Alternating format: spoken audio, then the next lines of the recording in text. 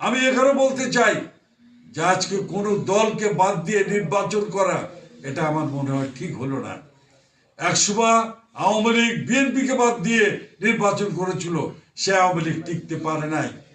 আর আজকেও আওয়ামী লীগ বাদ দিয়ে অন্য দলকে বাদ দিয়ে যারা নির্বাচন করছে, এর ভবিষ্যৎ কি হবে সেটা বলা মুশকিল। কারণ এদেশের পলিটিক্যাল পার্টি থাকলে আওয়ামী লীগ, বিএনপি এবং জামাত, এই তিনটে পলিটিক্যাল পার্টির ভিত্তি আছে। অতএব কাউকে বাদ দিয়ে নির্বাচনে আমরা বৈতরণী পার হব, একা একা দেশ চালানোর দায়িত্ব নেব আর সবাইকে ঠেলে ফেলে দেবো, এইটা ঠিক না মনে হয়। দেশের স্বার্থে সকলকে নিয়েই নির্বাচনে অংশগ্রহণ করা উচিত ছিল।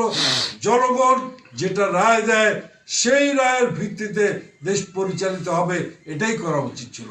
আপনাদের অনেক ধন্যবাদ। আসসালামু আলাইকুম। শুকতারা টিভি 24, সকল খবর সবার আগে।